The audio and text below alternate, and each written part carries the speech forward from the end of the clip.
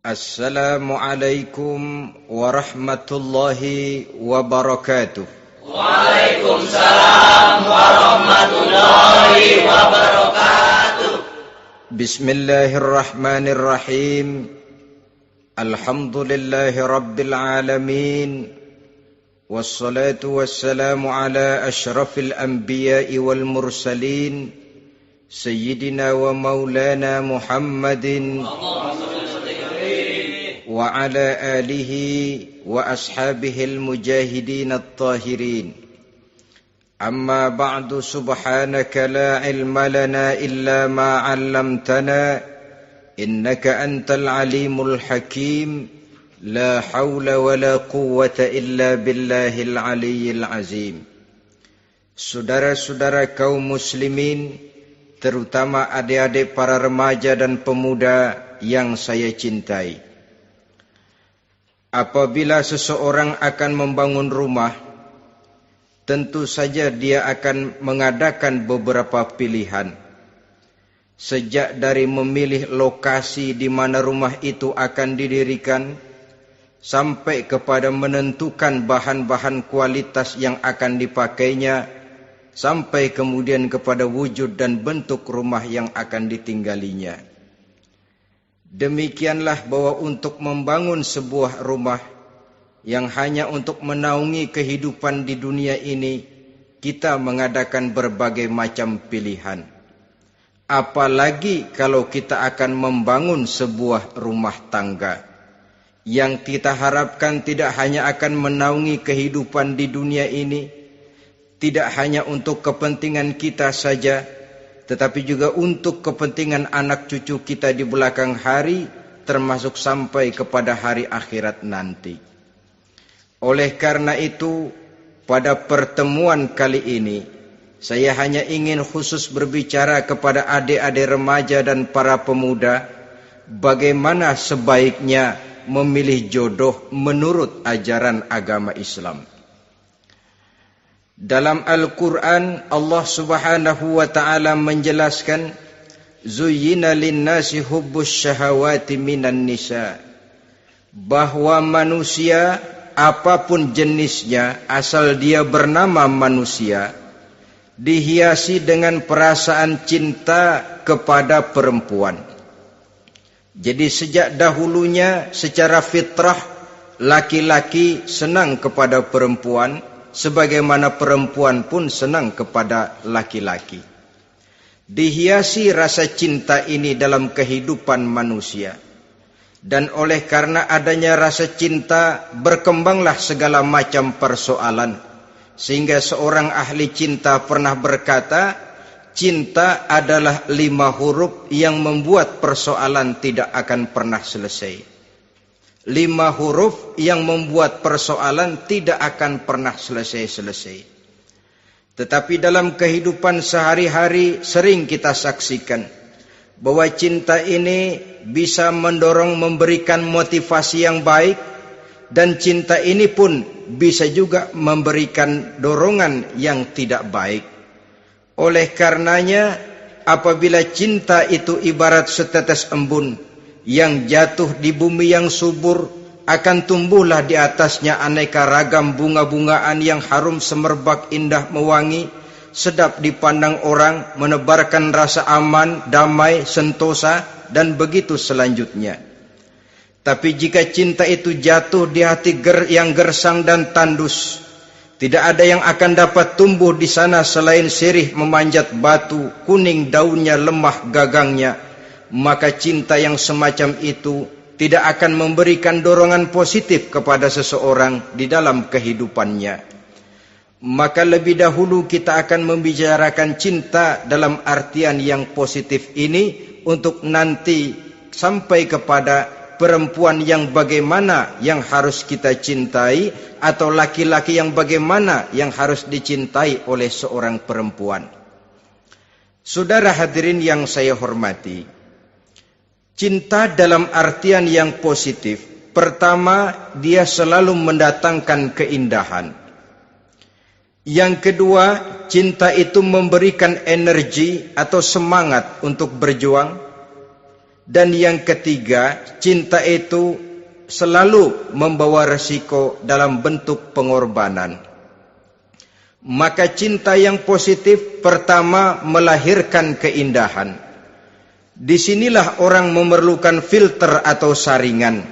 Sebab keindahan yang didasarkan karena cinta itu merupakan satu keindahan yang relatif saja. Boleh jadi karena indah orang jadi cinta, boleh juga jadi karena cinta segala sesuatu terasa jadi indah. Namun bagaimanapun juga, kalau hati sudah diliputi oleh rasa cinta, segalanya akan terasa menjadi indah. Cinta itu adalah keindahan. Yang kedua, cinta itu energi, melahirkan dorongan dan semangat.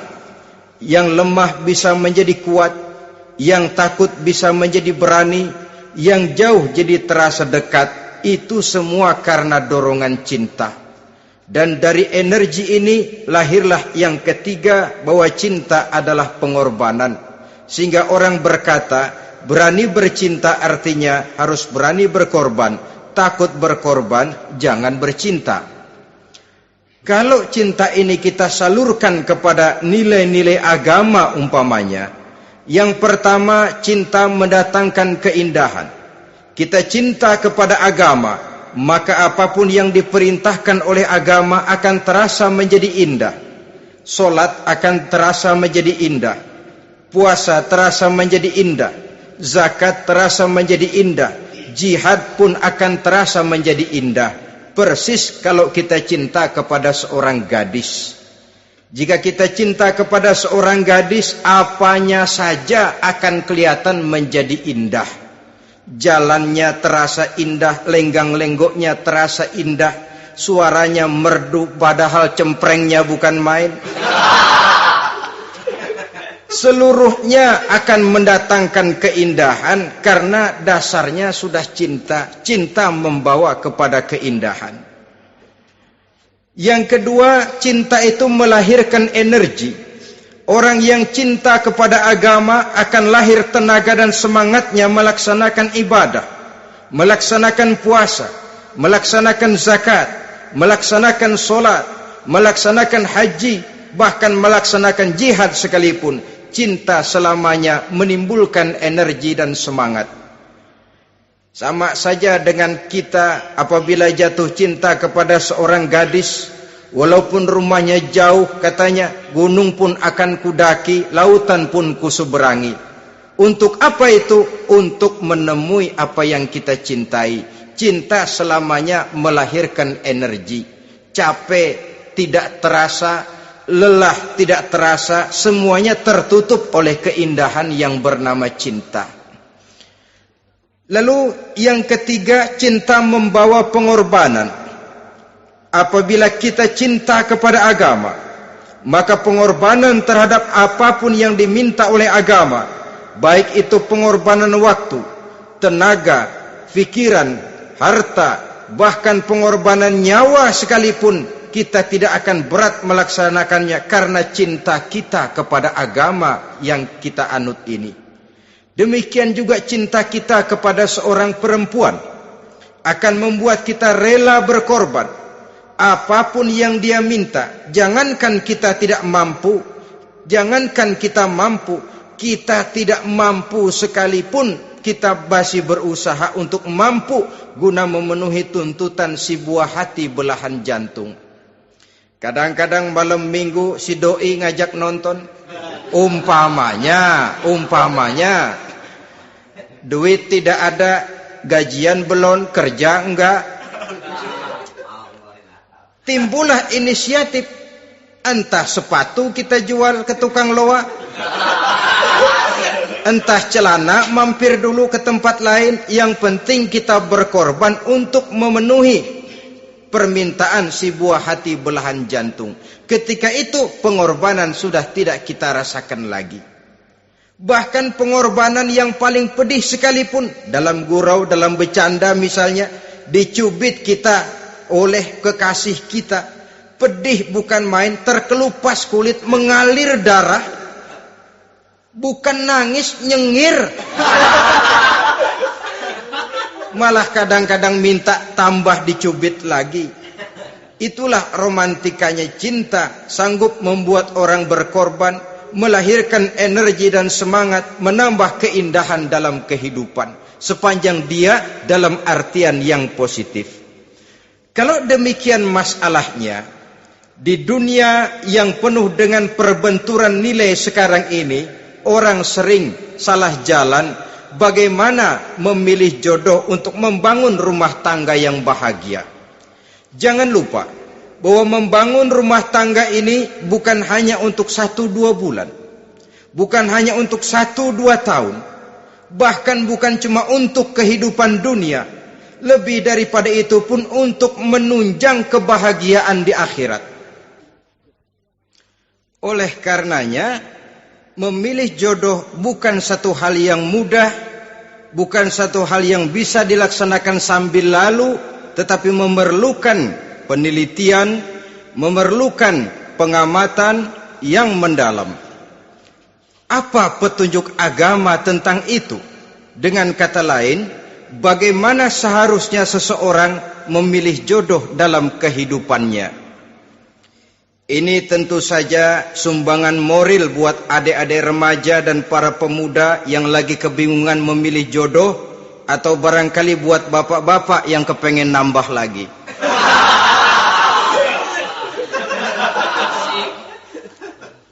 Mohon maaf kepada ibu-ibu, saya tidak menganjurkan, cuma ngajarin. Yang pertama, menurut Nabi, nikahilah perempuan itu karena rupanya, karena hartanya, karena keturunannya, dan karena agamanya. Ada 4 motif utama di sini. Pertama, memilih jodoh, lihatlah rupanya. Lagian siapa yang kepengen dapat jodoh rupanya nggak karu-karuan? Cari rupa yang cantik, indah dan menawan. Namun jangan lupa, saya katakan di zaman di mana sering terjadi benturan nilai seperti sekarang ini, orang sulit untuk mendapatkan keaslian. Di mana teknologi sudah sedemikian canggih, di mana ilmu kedokteran sudah sedemikian maju, maka berbagai macam rupa bisa dibentuk dengan apa yang dinamakan operasi plastik misalnya. Yang pesek bisa dibikin mancung, kuping yang kelebaran bisa dibikin sedang, pipi yang kembung sebelah bisa dibikin rata, janggut yang tidak menarik bisa dibikin bak lebah bergantung katanya. Oleh karena itu, kalau pilihan hanya tertuju kepada rupa yang cantik saja semata-mata, kita sudah melakukan satu kesalahan yang sangat besar. Sebab apa? Diperingatkan oleh Nabi melalui hadis Ibnu Majah, Bazar dan Baihaqi dari Ibnu Umar. Janganlah kamu kawini seorang perempuan karena kecantikannya, sebab kecantikan boleh jadi akan mencelakakan. Jangan juga kamu kawini perempuan karena hartanya, sebab kekayaan biasanya akan mendatangkan kesombongan. Tetapi kawinilah karena agama dan akhlaknya, karena itulah yang akan membawa kepada kebahagiaan. Saudara-saudara kaum muslimin, terutama adik-adik remaja dan para pemuda, dikala usia puber, apalagi mata baru terbuka, awal balik namanya, remaja sering kehilangan filter. Pokoknya asal ngelihat rupa yang sudah lemot, denok, geboy, pikiran pun hanyut, malam terkenang, siang terbayang, tidur tak nyenyak, makan tak enak katanya, selalu terbayang wajah si doi.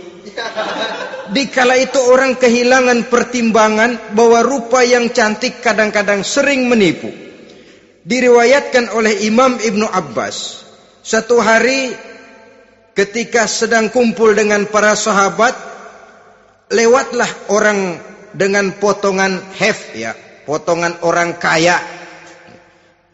Kelihatan kan, orang kaya sama orang miskin jalannya aja lain kan? Jalannya saja, jangan gaya hidupnya, jalannya saja lain. Liwat dia. Rasul bertanya kepada seorang sahabat, menurut pendapatmu bagaimana orang yang lewat itu? Kata sahabat, oh, yang lewat ini ya Rasul, kalau dia meminang perempuan pasti diterima. Kalau dia menolong orang pasti berhasil. Kalau dia ngomong pasti didengerin. Kenapa? Orang kaya. Orang kaya ya Rasul. Kalau dia minang, perempuan mana yang kagak bisa menerima kalau dipinang oleh orang kaya? Biar mukanya udah belipet kayak dompet tanggung bulan. Kalau memang duitnya banyak, nggak kelihatan tuh muka yang belipet, yang kelihatan duit. Kalau dia nolong orang, pasti berhasil apa yang dia tolong itu. Kalau dia ngomong, pasti didengerin orang, walaupun omongannya biasa-biasa saja. Kenapa? Orang lihat penampilannya. Sudah, ketika orang itu lewat, beberapa lama kemudian lewat lagi seseorang yang kelihatannya miskin. Rasul tanya lagi, kalau orang ini, bagaimana pendapat kamu? Wah, potongan begini sih Rasul. Kalau dia minang, orang tolak. Siapa yang mau kawin sama kere begini? Kalau dia nolong orang, pasti nggak berhasil. Kalau dia ngomong, kagak bakalan ada yang mau dengerin.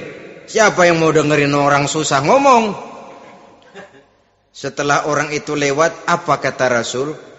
Orang yang terakhir, yang lewat ini, yang barusan lewat, jauh lebih baik dari yang pertama yang lewat tadi. Jauh lebih baik. Maksud dari ucapan ini, Rasul sebenarnya mendidik para sahabat jangan tertipu oleh penampilan. Sebab penampilan tidak selamanya mencerminkan keaslian. Apalagi di zaman sekarang, salon di mana-mana bejibun. Alis mata bisa dibikin, pipi bisa dicat, yang pinggir kuning, yang tengah merah, di sebelah merah ada yang kehitam-hitaman, persis orang kepentok tiang listrik.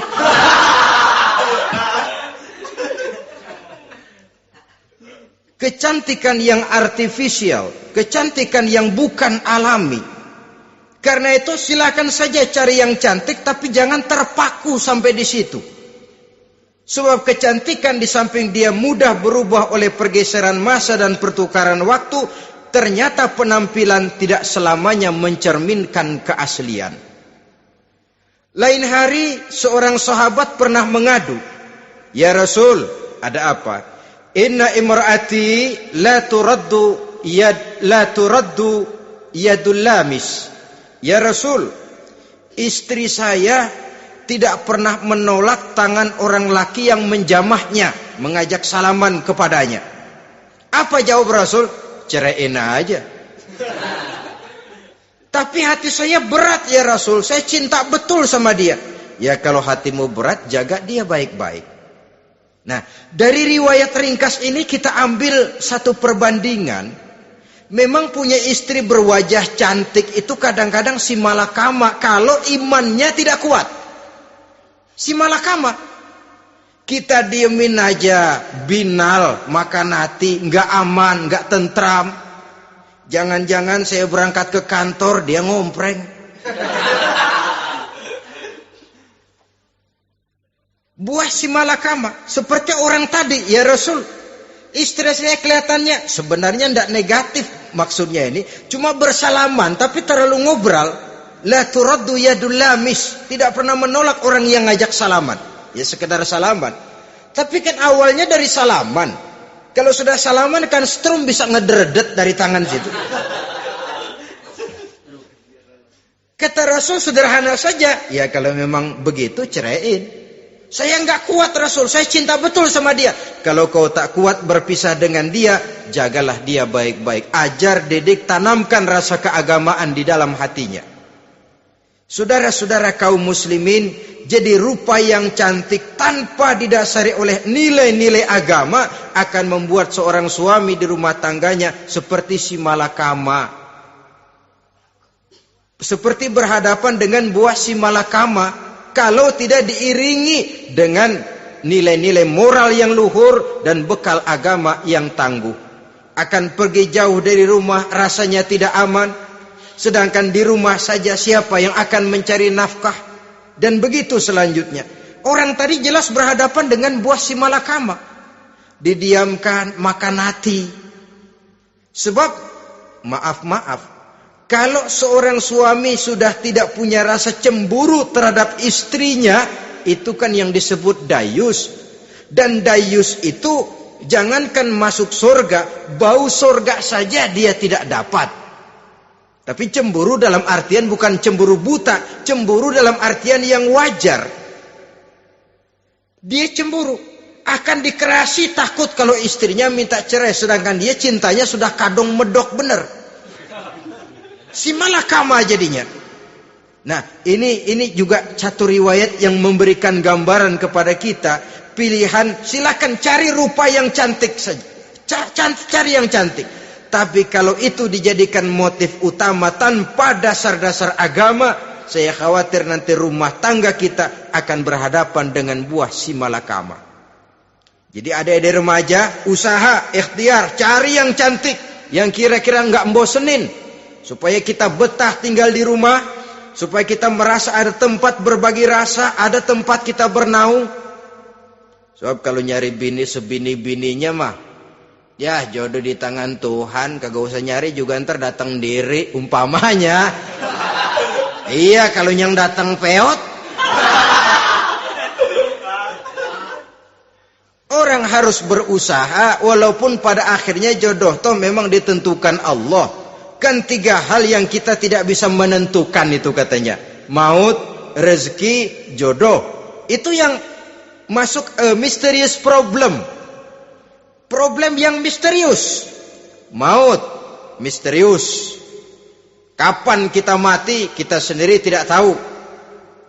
Tahun depan, 50 tahun lagi, 100 tahun lagi, tidak pernah seorang pun diberitahu. Tapi yang pasti dia bakal datang. Kapan dan di mananya, kita tidak tahu.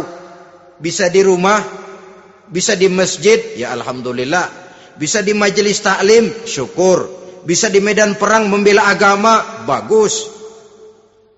Pasti dia akan datang. Maut, mysterious problem. Sesuatu yang kita tidak tahu kapan datangnya. Rezeki, gitu juga. Sehingga orang sering bilang, rezeki katanya kayak bayangan. Kita uber-uber, dia lari. Kita diam, dia mah diam. Setengah mati kita uber-uber. Emang ukuran segitu, segitu aja. Begitu kita nggak ngapa-ngapain, datang yang bawain rezeki. Namanya rezeki itu mysterious problem. Kadang-kadang ngobek, sungsang, sumbul, udah segala tanah orang kita ukur-ukurin. Udah segala ngomong sudah nggak ada yang loh, tuh sudah buta. Tapi memang bayangan, kalau belum rezeki ya belum. Kadang-kadang nyari kode sampai tidur di kuburan. Belepotan tanah kuburan loh. Yang aneh lagi kadang-kadang orang gila ditanyain. Allahu Akbar, ini kode-kode zaman sekarang ini. Sampai orang waras nanyain orang gila itu gimana itu. Ini sudah efek yang betul-betul negatif. Sudah jelas orang gila kok ditanya. Apa kira-kira yang nanya nggak lebih gila dari yang gila itu?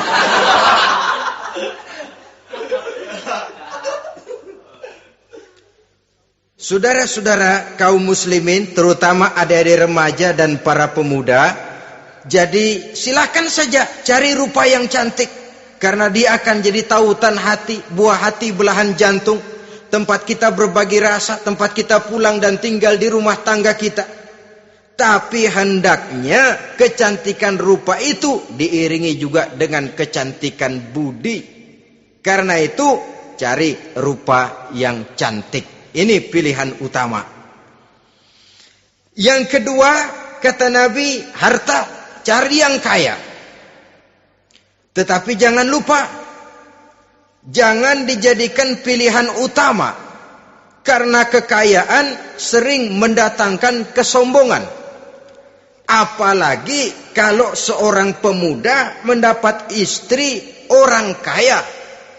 hidupnya dimodali oleh istrinya, maka biasanya wibawanya sebagai seorang suami akan hilang. Akhirnya komando di tangan istri. Dikala itulah suami tidak lebih daripada prajurit yang taat kepada komando istrinya.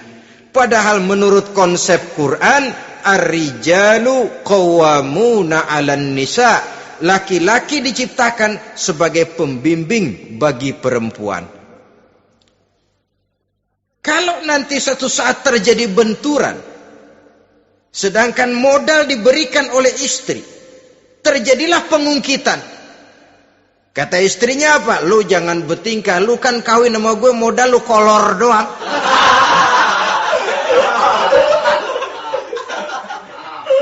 Kalau sekarang bertingkah, silakan keluar rumah. Bawa seperti engkau datang dulu. Jangan bawa apa-apa. Pergilah seperti engkau datang dulu kemari. Hilanglah wibawa seorang suami. Suami kalau udah digentak sama istri begitu, ngelempuruk kayak ayam sampar. Di mana lagi letak wibawanya? Harta sering mendatangkan kesombongan. Oleh karena itu, walaupun diperintahkan cari yang keturunan orang kaya, tapi maksudnya jangan dompleng. Sebab kepribadian seorang suami akan ditentukan oleh sifatnya sendiri. Keberadaannya ditentukan oleh karya dan perbuatannya sendiri. Itulah yang akan menampilkan kepribadian dia dalam kehidupan di masyarakat ini.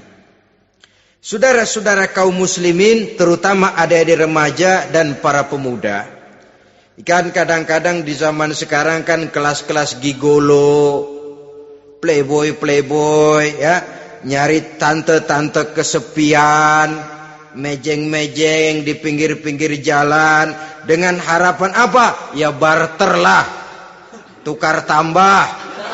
Nah, supaya dapat rokok, dibelikan pakaian, motor dan sebagainya. Tapi yang jelas hilang harga diri sebagai laki-laki, dan itu yang paling mahal. Kalau seorang laki-laki sudah kehilangan harga diri, apalagi yang bisa dibanggakan dalam kehidupan ini?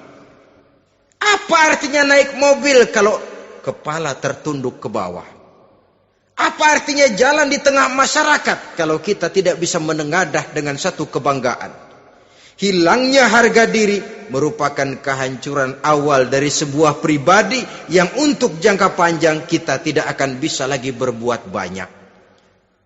Tanpa harta orang memang sulit untuk bahagia, tapi harta semata-mata bukan merupakan jaminan bahwa orang lantas akan bahagia. Saya barangkali harus berkata, banyak orang miskin yang kaya, tapi tidak sedikit orang kaya yang miskin. Saya ulangi ini. Banyak orang miskin yang kaya, tetapi tidak sedikit orang kaya yang miskin. Nah, bagaimana pengertiannya? Orang miskin yang kaya, materinya sederhana, peralatan rumah tangganya sederhana, tapi hatinya kaya. Oleh karena hatinya kaya, jiwanya lapang. Sebaliknya, orang kaya yang miskin, di tengah kelimpahan materi yang berlimpah, segalanya serba ada, hatinya yang miskin. Kelimpahan materi tidak akan sanggup mengobati kemiskinan hatinya. Sehingga di tengah kehidupan yang serba ada, dia masih merasa kurang, maka dia tidak pernah cukup. Di tengah kemilauan dan gemerlapan serta glamornya rumah mewah, dia merasa hidup di tengah gurun pasir yang gersang dan tandus. Karena itu, biarlah miskin harta tapi kaya budi, daripada kaya harta tapi miskin budi. Lebih utama lagi kaya harta, kaya budi. Itu idealnya. Dasar pilihan ketiga sesudah rupa dan harta menurut Nabi, keluarga. Faktor keturunan sangat menentukan. Pepatah mengatakan, buah apel akan jatuh tidak terlalu jauh dari pohonnya. Biasanya kalau bapak kalong, anak kampret. Bapak nyolong, anak nyopet. Itu fotokopi. Saudara-saudara, sungguh pun demikian, faktor keluarga bukan merupakan yang paling dominan. Karena segalanya memang bergantung kepada hidayah dari Allah Subhanahu wa ta'ala. Kalau hidayah datang, bisa saja anak maling bisa jadi kiai. Kalau hidayah datang, bisa saja anak nabi malah ikut bersama orang-orang kafir. Pada akhirnya orang mau besar atau tidak, bukan dengan jalan menyempeng kepada keturunan orang lain, tapi ditentukan oleh kepribadian dirinya sendiri. Tidak bisa kita menjadi besar dengan menyebut kebesaran orang lain. Itu sebabnya dicontohkan oleh Imam Ali pada saat beliau berkata, "Laisal fata may yaqulu kana abi, walakinnal fata may yaquluha anadha." Anak muda yang gentleman adalah anak muda yang berani berkata, inilah saya. Bukan anak muda yang membanggakan leluhurnya. Ini kan zaman sekarang ini lagi ngetop-ngetopnya lagu-lagu cengeng katanya dah. Sebenarnya menurut saya bukan cuma lagu cengeng yang jadi masalah. Lagu cengeng cuma satu efek dari sikap yang lebih utama dari itu, yaitu mental cengeng. Kalau mental sudah cengeng, apapun yang kita lakukan akan jadi cengeng. Tidak cuma lagu, kebudayaan yang lahir akan kebudayaan cengeng. Jadi pengusaha cengeng. Jadi pejabat cengeng. Jadi kiai cengeng. Kenapa? Mental cengeng. Di antara mental cengeng itu apa? Mengandalkan fasilitas atasan. Kalau tidak ada fasilitas dari atas, lantas tidak bisa berbuat apa-apa, cengeng. Menjadi besar bukan karena karier pribadi, tapi karena nasib katrolan. Itu pun termasuk mental cengeng. Sedikit gagal, bagaimana sedikit jalan buntu, babe. Sedikit deadlock, babe. Lu ngapain babe lu melulu? Saudara hadirin yang saya hormati, jadi lebih penting dari sekedar lagu-lagu cengeng, saya malah lebih suka bicara mental cengeng ini. Mental yang cepat putus asa. Mental yang tidak mau mengeluarkan usaha maksimal. Mental yang hanya mengandalkan fasilitas.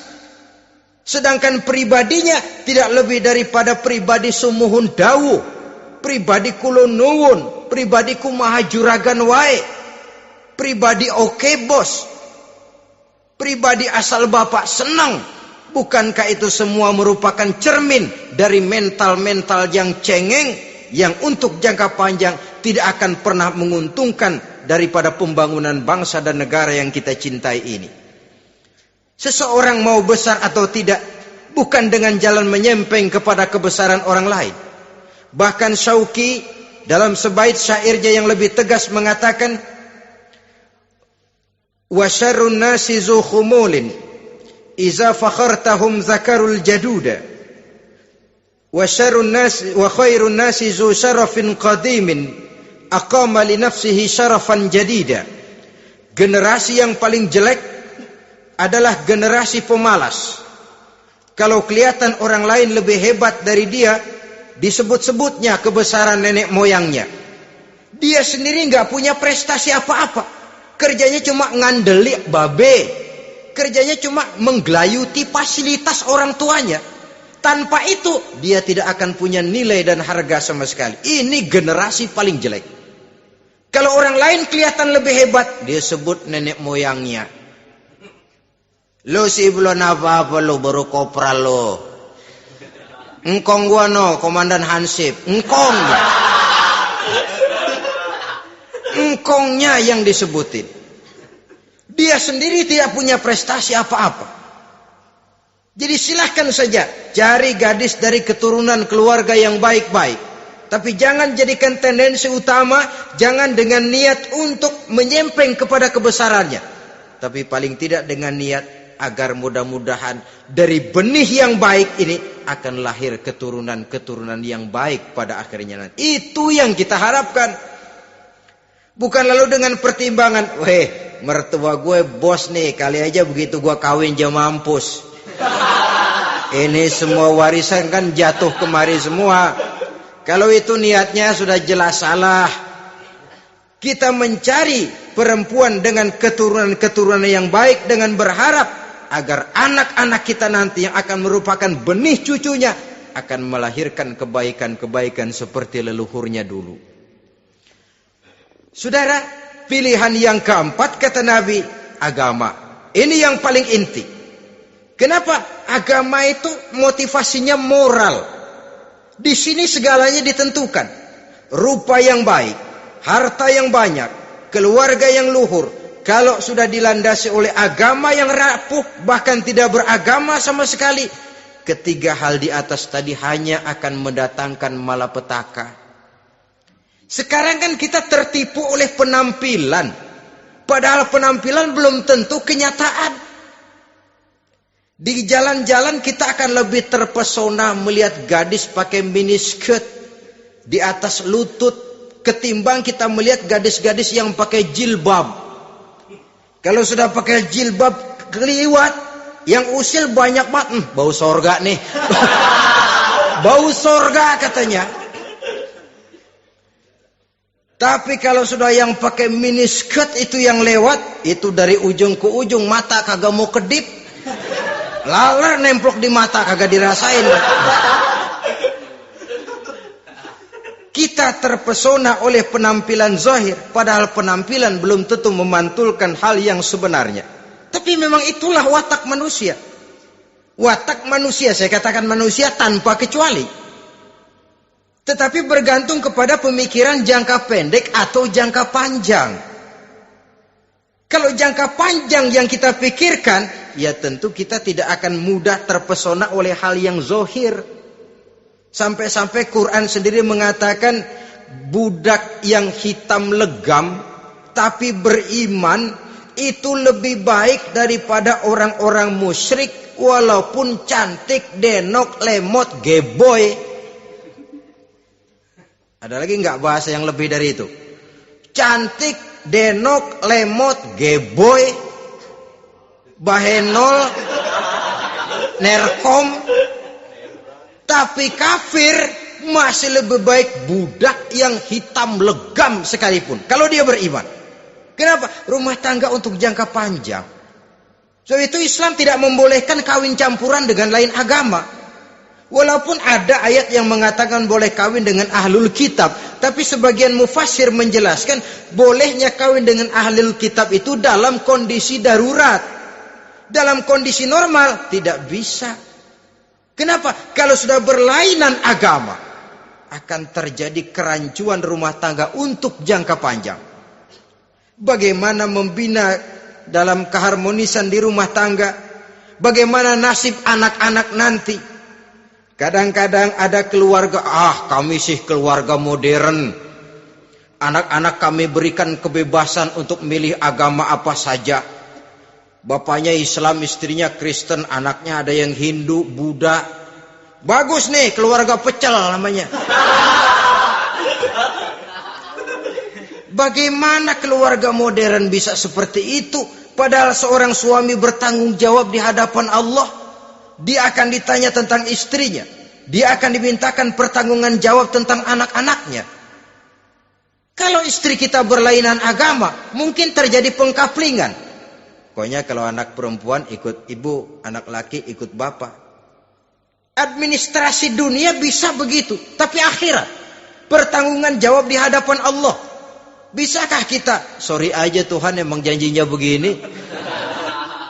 Saudara hadirin yang saya hormati, oleh karena itu budak legam hitam kalau beriman masih lebih baik daripada orang-orang yang tidak beriman walaupun cantik dan mempesona. Kenapa? Ini faktor agama. Ya buat 1-2 bulan bisa terwujud rumah tangga yang tentram. 2-3 tahun mungkin masih bisa bertahan, tapi sampai kapan? Sampai kapan itu akan terwujud? Pada akhirnya akan muncullah dilema yang akan sulit buat diatasi. Oleh karenanya motif agama dijadikan stres oleh Nabi. Fasfar bizatiddin taribat yadak. Pilih agama sebagai titik sentral, sebagai pilihan utama. Kalau agamanya kuat, walaupun rupanya sederhana, tapi karena nilai agamanya kuat, dia bisa menyenangkan hati suaminya. Dia bersolek untuk kepentingan suaminya. Dia taat kepada suaminya. Harta, dia anak orang kaya untuk membantu perjuangan suaminya. Tapi kalau tidak ada modal agama, rupa yang cantik bisa menyengsarakan suami. Apalagi kalau suami kere. Istrinya sudah cantik, kaya ataupun tidak kaya kadang-kadang. Udah, suaminya suruh ngempuk di rumah, bininya yang kerja. Ya kalau kerja mendingan kalau dikerjain itu.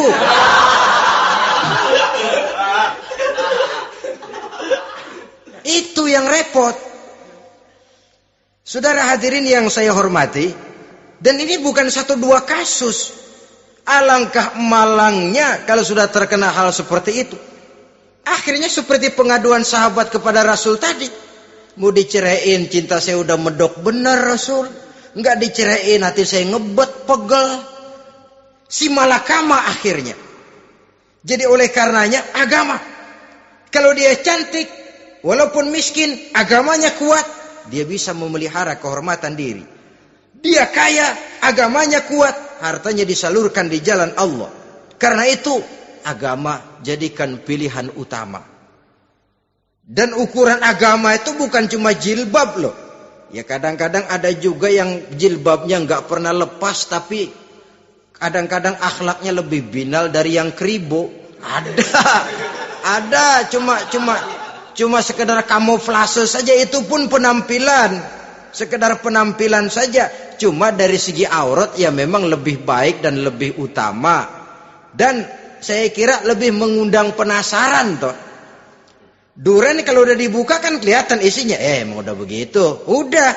Tapi kalau masih rapat, itu yang rasanya kita pengen buka. Timbul tantangan, gue pengen tahu isinya. Rasanya juga begitu. Sama saja dengan baju, kalau dibungkus rapat di plastik, ditaruh di etalase, adanya di toko serba ada, tahu kita barang mahal nih.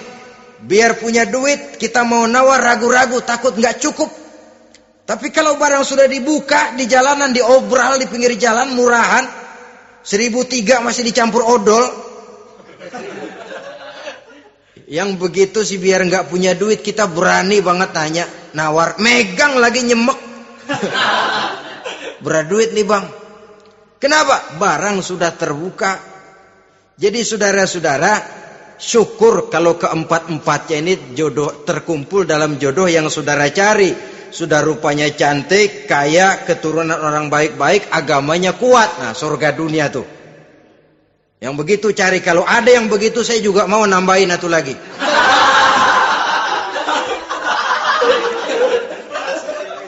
Tapi yang kumpul keempat-empatnya ini terus terang saja langka.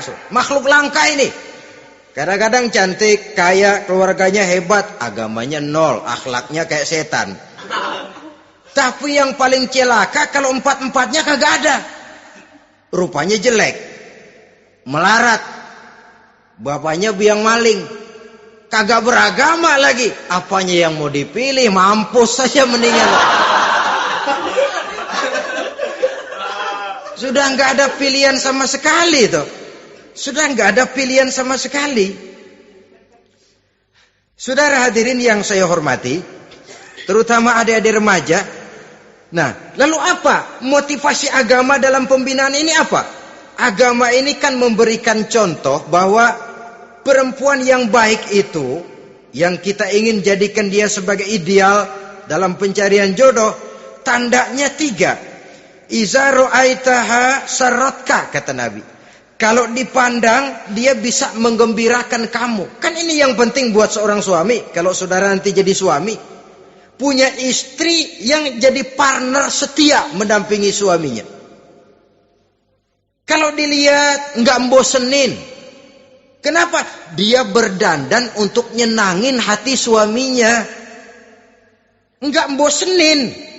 Kan kadang-kadang ada bini kalau kita pulang demok aja fotonya.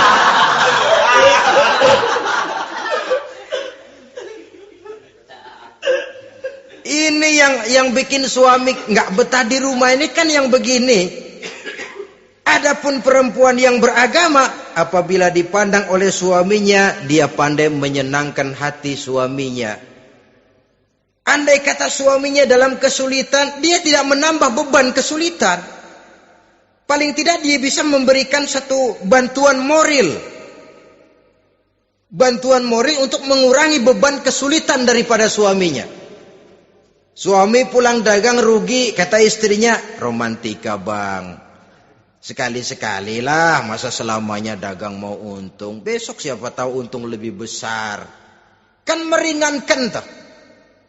Kadang-kadang enggak, suami pulang dagang dari pasar panas, rugi. Sampai rumah bini pidato. Pletar-pletor. Lu dagang rugi, emang lu laki goblok.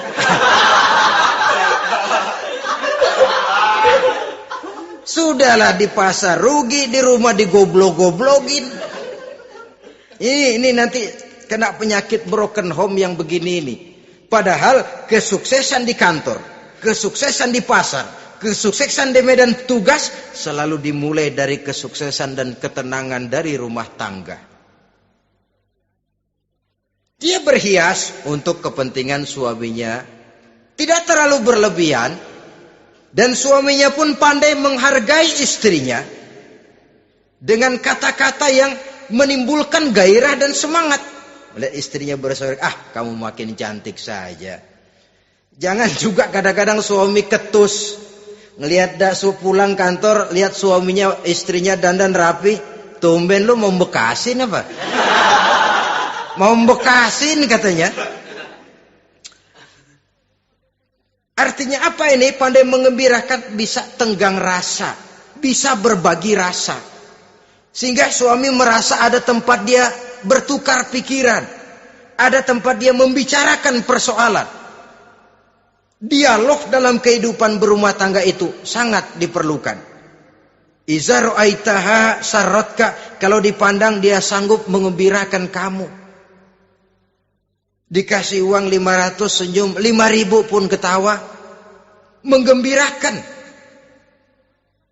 Dia bisa taruh kata hatinya kesel, tapi mulutnya senyum. Nah ini yang sulit ini. Senyum tapi kesel, kesel tapi senyum. Kadang-kadang istri itu kan kalau sudah kesel, suami pulang nggak bisa dia menyembunyikan kekesalannya. Dari jauh suami sudah lihat ini yang nyambut, ini bemo ini. Udah monyong serem. Saudara hadirin yang saya hormati, yang kedua, bila diperintah dia taat. Ini pengaruh agama. Sehingga Nabi mengatakan, "Lau amartu li ahadin ayyasjuda ila ghairiha, la amartul mar'ata litasjuda ila zawjiha likibari haqqihi 'alaiha." Andai kata saja boleh aku memerintahkan manusia untuk sujud kepada sesama manusia, pastilah aku perintahkan perempuan untuk sujud kepada suaminya. Kenapa? Karena besar hak suaminya kepada dirinya. Untung sujud kepada manusia tidak boleh. Andai kata boleh, perempuan disuruh sujud sama suaminya. Ini tidak perlu sampai sujud, cium tangan saja minta ridho suami. Kadang-kadang perempuan sekarang berat. Paling banter setahun sekali lebaran doang. Laki pulang sembahyang tubruk, cium tangan, minta redo, nangis segala macam. 3 hari habis lebaran, beras habis, monyong aja lagi.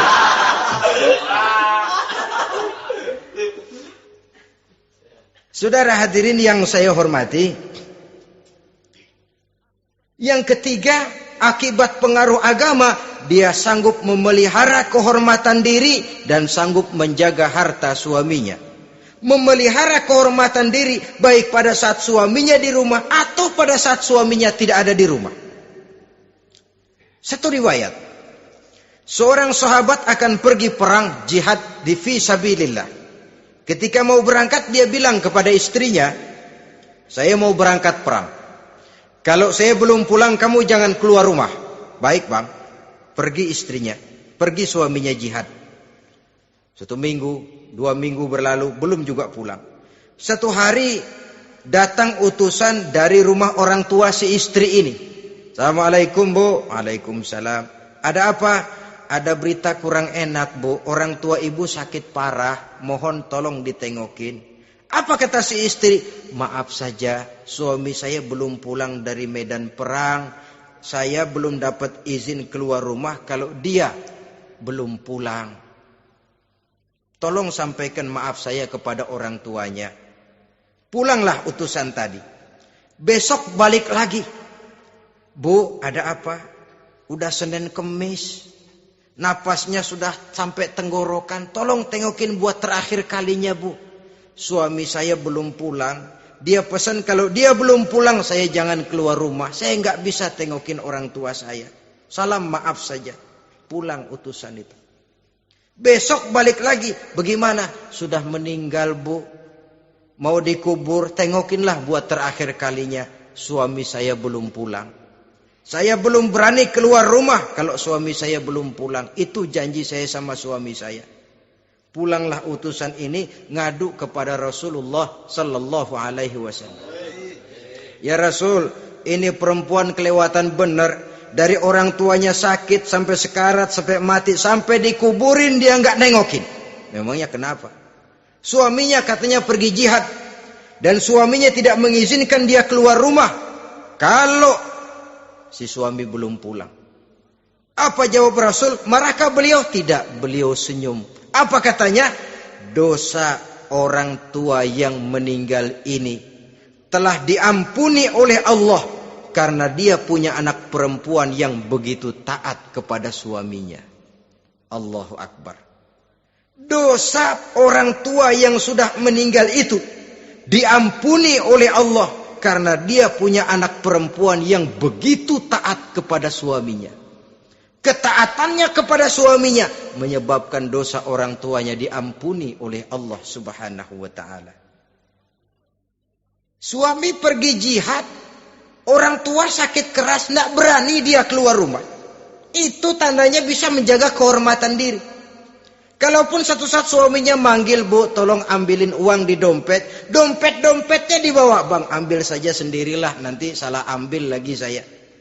Kadang-kadang enggak, suaminya pergi mandi, dompet berantakan. Saudara hadirin yang saya hormati, ini motivasi agama.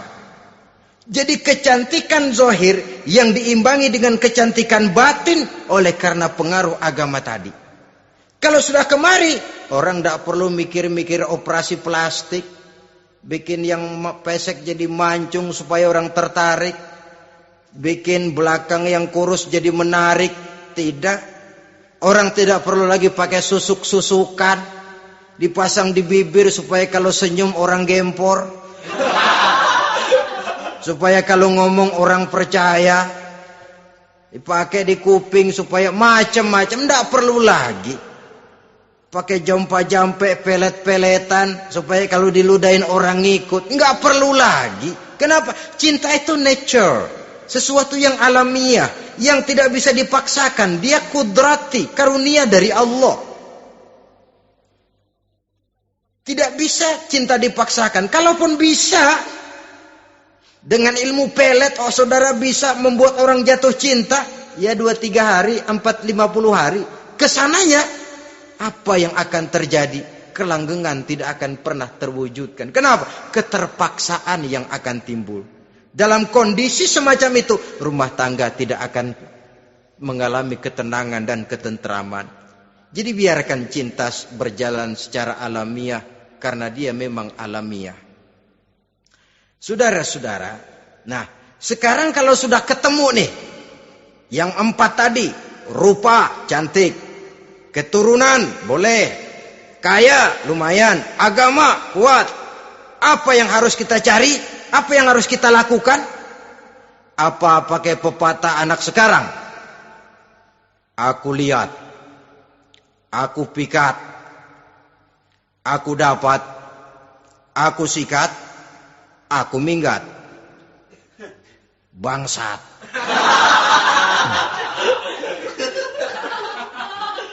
Itu kan ada moto cinta kilat begitu tuh. Cinta kilat katanya.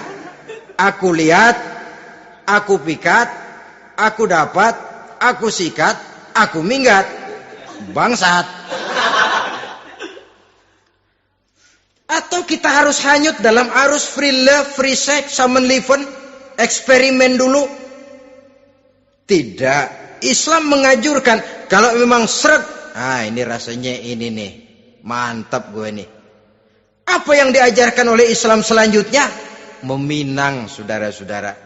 Meminang adalah langkah awal untuk mengikat tali pernikahan.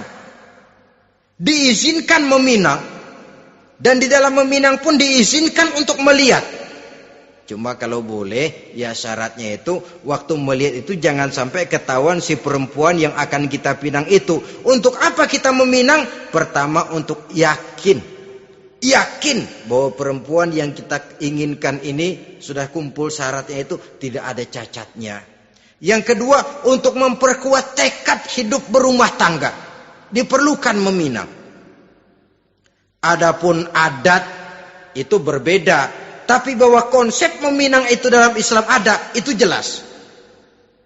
Ya kalau mesti bawa pisang raja, pakai roti buaya, pakai martabak segede ban mobil truk segala macam, itu adat saja, ya. Tapi yang real meminang itu ada dalam Islam.